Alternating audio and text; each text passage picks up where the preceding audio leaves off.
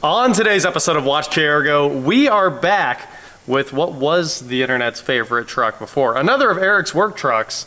I know, it's probably number 598.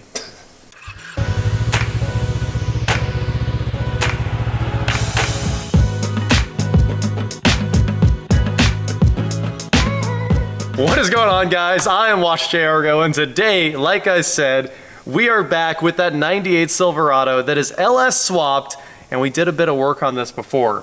And there was another thing we wanted to do, and that was tune this thing. So number one, the transmission, and number two, the engine might run a little bit better. Basically, the way the transmission works in this thing is obviously it's not correct. It's a bit of a problem.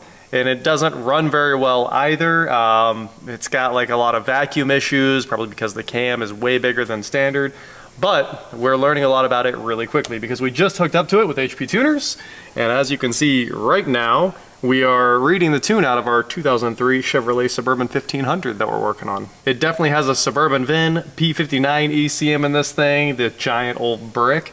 And she's ripping. So we got about 1 minute and 20 seconds left before it's done reading out the ECU, and then our game plan here is to reflash it with a tune from a much better running LS engine that we have sitting on here. So here in just a second, we'll be back with you guys about 1 minute from now, and we'll start trying to copy some tables over from the other engine and see if we can make some changes and everything works.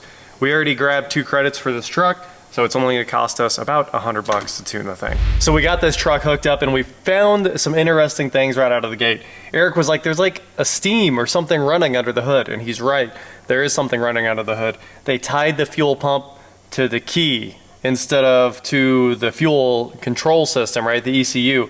The ECU will clearly bump the fuel pump to get it up to pressure and then keep it running when the engine's running, but nope, on this, if the key's on, the fuel pump's running, which is really, really annoying. So it's just sitting there dumping all the fuel up to the front of the fuel rail and then returning it all back to the tank. So a lot of fuel is being circulated through this thing as I sit here and try to tune and data log because the pump never stops running.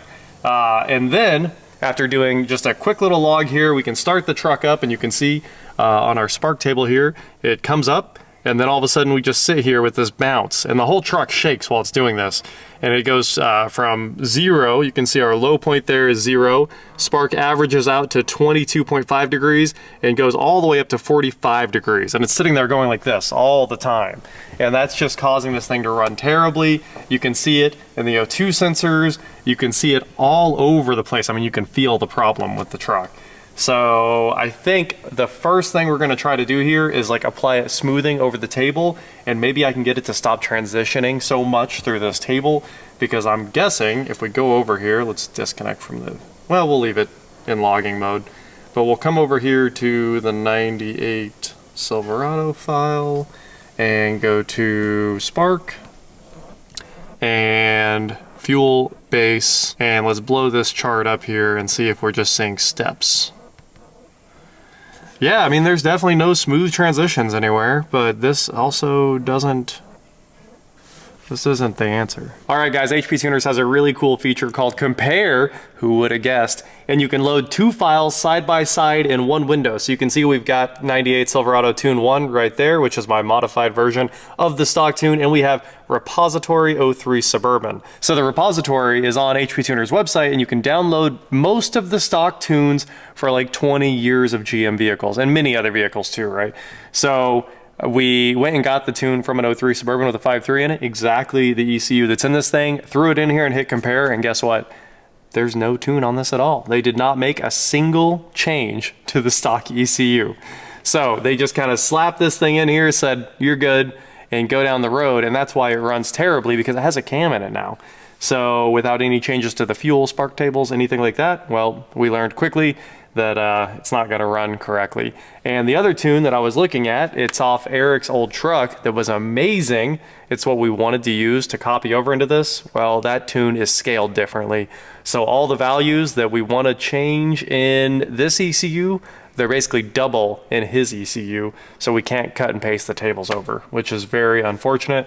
And I don't wanna go through the process of like rescaling everything. So for now, we're just gonna keep working on it, even though his 2010 had a nasty cam in it. and that tune would probably be perfect if we could get it to scale.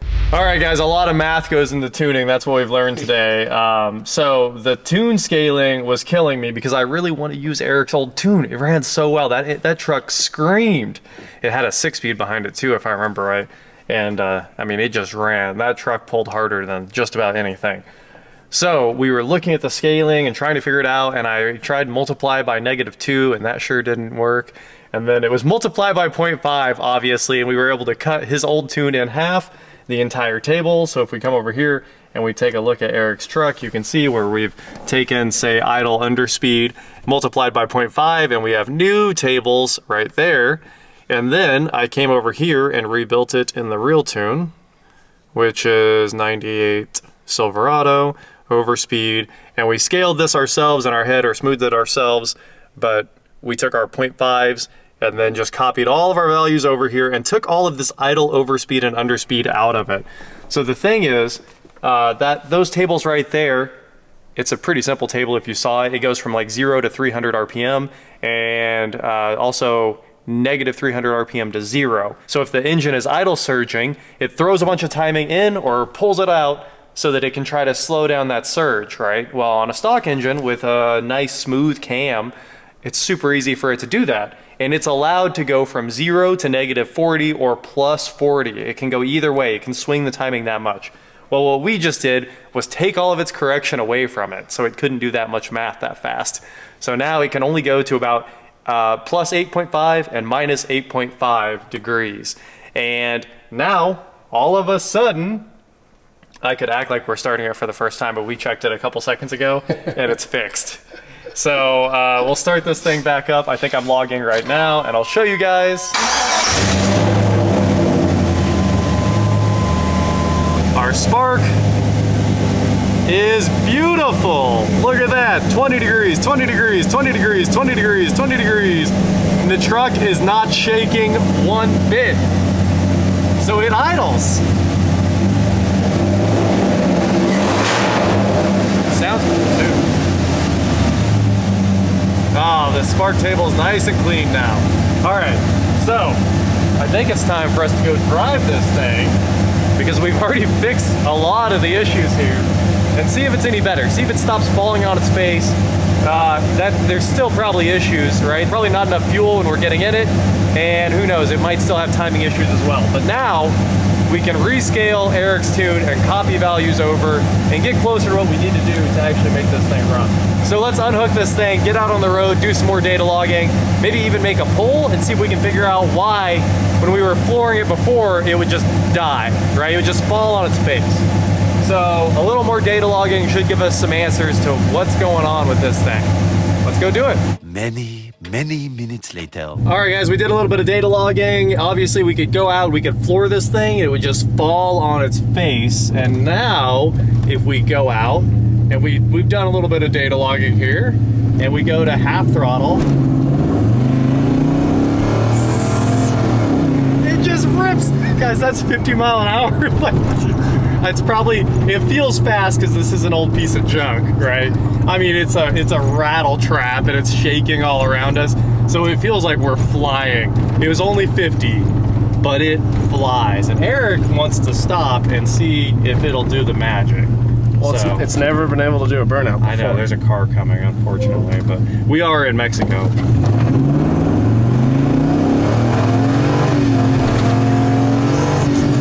It just blew the tires off through second and then finally hooked. I was like, let out, let out, let out. Wow. That's, I think these tires are worthless though. They weren't even trying to hook up. Yeah, these are some Maypops, if there ever were. Nexans, yeah. I think they're actually Uniroyals. They're Nexans. Are they Nexans? Yeah, so I usually don't mind their tires. Well, the old Nexans are plastic. Okay. So pure plastic? Like, yeah, pretty much just plastic. Made out of recycled Lego men? Yeah, baby dolls. Yeah, I don't know. This truck's never ran like this before. No, never. It was terrible.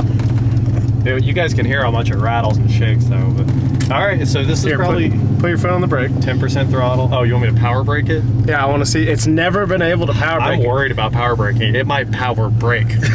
Well, don't give it like the full sauce. Yeah. Still spinning, still spinning, still spinning. gotta quit. There's a car. Holy mackerel!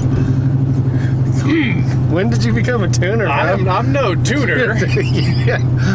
We just hit the Control C and All we did was fix the timing, idle, like the underspeed, overspeed, like I showed you guys, and then we went back in and we found that the math is about 4 inches from the throttle body. It's literally a silicone elbow into the throttle body. And I was talking to one of my tuner friends, and he was like, it's just not gonna work. Like, the air is too rough going over the math. You'll never make that run right. He's like, it needs to be on VE, or speed density. So we switched it to speed density and disabled the math. So now as soon as it starts, the math fails, and we have the check engine light hidden, obviously, and it's probably not hooked up. yeah, right? probably not. So it starts, math fails, it goes speed density, and now it runs. So it's on a pretty stock speed density table, and if we had a wide band instead of just the narrow bands that are on this thing, we could probably make it run even better. But man, we gotta stop. We're gonna get trouble. It's loud. You're gonna break the 4L60. We will break the 4L60. No doubt. But man, it has never once made a pull like that in its life, ever since the swap was done. So I would say we're gonna call this fixed. Like it runs. Getting rid of the math solved the problem. So, tuner. What's the tuner meme? You know, I gotta find the tuner meme. It's my favorite thing. We don't really know what we're doing, but the engine runs, and you can have some fun with this thing now. And it's not pinging. It doesn't seem like it's leaning out. We did a bunch of data logging. 0.2 millivolts they're staying like right where they were before. So. I don't think it's crazy. It's really hard to tune without a wideband. You're just kind of looking at the millivolts. You're just kind of comparing the previous millivolts to what you think they should be coming back from the O2 sensor. I hate tuning like that. I need either AFR or Lambda, one of the two, so we can figure out what the engine's doing. But I'll tell you what, this truck drives. And I kind of want to send it around this corner, but we might oversend it right into the. Yeah. I'm not gonna. I almost did it. It comes up on power so quick. Oh, before it was just gutless. You know what they say about them 03 Suburban engines? Oh. Yeah, I don't know what they say about the 03 Suburban engines. Neither do I. But I do know one time my brother tried that move in my mom's 01 Suburban, right? Same thing, 03 Suburban, 01 Suburban. It's got a 5.3 in it. And he came around the corner, steered into it, floored it, and that thing swapped ends and the rear end was right in the ditch. It was hilarious, dude. So that's what they say about those 03 Suburban engines, I guess. How many sway bars did we put on that Suburban? 1 sway bar so far. I don't think sway bars should need any Suburban. I mean, yeah, it's fixed. I mean, this truck finally runs. That is it for today, guys. Thank you so much for watching. Don't forget to head on over to shop, watchjargo.com for cool shirts not like this. And please, like, share, subscribe, do whatever you want to do, and I will talk to you next time. It's not my truck. It's not Eric's work truck anymore. It's the truck that's getting parked behind the house. That's what it is. It's for sale if anybody wants it. Yeah, if you want it, it rips. It's too fast for what it is. It probably will break the trans before it breaks anything. I think we made 1 pull to almost 100, and I was like, this thing is quick. No speed limit, that's for sure. There is 0 speed limiting in this tune. Don't hit the house, don't hit the house. I can't see anything behind me.